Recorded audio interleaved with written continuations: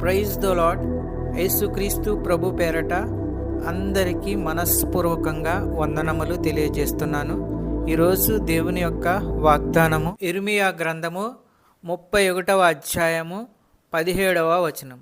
రాబోవు కాలమునందు నీకు మేలు కలుగునను నమ్మికయున్నది. ఈ దినమునకై ఏర్పాటు చేయబడిన వాగ్దానము ధ్యానించుకుందాము. సహోదరి సహోదరుడా, దేవుడు మన యొక్క కన్నీళ్ళు కష్టాలు చూస్తున్నాడు. మన ప్రార్థనలు విన్నాడు.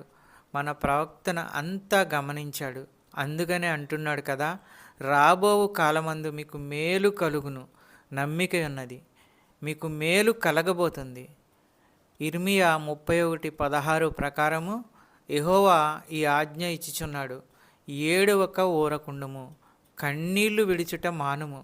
నీ క్రియలు సఫలమై జనులు శత్రు దేశము నుండి తిరిగి వచ్చెదరు. ఇది యెహోవా వాక్కు. మీకున్న ప్రతి సమస్య నుంచి ఆయన విడుదల చేయబోతున్నాడు.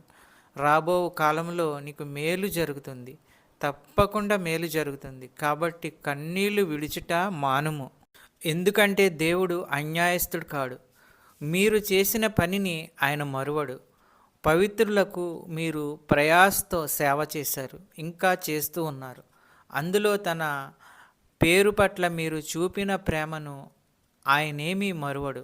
సహోదరి సహోదరుడా, నయోమి రూతు జీవితం మనం చూసినట్లయితే మోయాబు దేశంలో ఉన్నప్పుడు కన్నీళ్లతో విషాదంతో జీవించారు.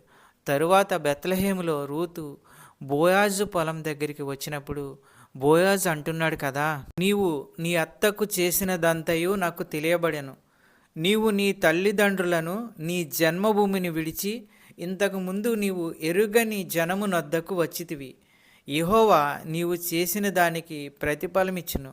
ఇశ్రాయేలు దేవుడైన యెహోవా రెక్కల క్రింద సురక్షితముగా నుండునట్లు నీవు వచ్చితివి. ఆయన నీకు సంపూర్ణమైన బహుమానం ఇచ్చునని ఆమెతో చెప్పాను. అందుకు ఆమె, ఏలినవాడా, నేను నీ పనికత్తెలలో ఒక్కదానిని కాకపోయినను నీవు నన్ను ఆదరించి నీ దాసురాలినగు నా యందు ప్రేమ కలిగి మాట్లాడితివి గనుక నా ఎడల నీకు కటాక్షము కలగనిమ్మని చెప్పాను. మనం నమ్ముకున్న దేవుడు కటాక్షము గల దేవుడు. ఎప్పుడు మన జీవితంలో దుఃఖాన్ని అనుమతించడు. ఆయన సంతోషం ఇచ్చే దేవుడు. చెప్పబడిన వాక్యము దేవుడు దీవించి ఆశీర్వదించునుగాక. వాక్యమును బట్టి ప్రార్థించుకుందుము. పరిశుద్ధుడు పరిశుద్ధుడు అని వేలాది దూతల చేత కొనియాడబడుచున్న దేవా, ప్రేమాస్వరూపి, నీకు వేలాది స్తోత్రాలు వందనములు తెలియజేస్తున్నాము. కరుణా కటాక్షములు మా ఎడల చూపుతున్న దేవా, నీకు వేలాది స్తోత్రములు వందనములు. మీ యొక్క వాగ్దానాల ద్వారా మాతో ప్రతిరోజు మాట్లాడుచున్న అమూల్యమైన మాటలను బట్టి, ఆదరణ మాటలను బట్టి వందనములు తెలియజేస్తున్నాము. ఎందరైతే బిడ్డలు ఏ ఏ సమస్యల్లో ఉన్నారో, ఇరుకుల్లో ఉన్నారో, ఇబ్బందుల్లో ఉన్నారో, మీరే వారి సమస్యల నుండి విడుదల దయచేయండి. వారి యొక్క ప్రతి అవసరతను తీర్చండి. నీ కృపచేత ప్రతి ఒక్కరిని ఆశీర్వదించండి. నమ్ముతుండగా, విశ్వసిస్తుండగా అద్భుత కార్యాలు, ఆశ్చర్య కార్యాలు చేయండి. ఆర్థిక సమస్యల నుంచి విడుదల దయచేయండి. చిన్న బిడ్డల గురించి ప్రార్థించుచున్నాము. వారు స్కూల్కి వెళ్తున్నప్పుడు, వస్తున్నప్పుడు తండ్రి మీ దయాహస్తములతో వారిని కాపాడండి.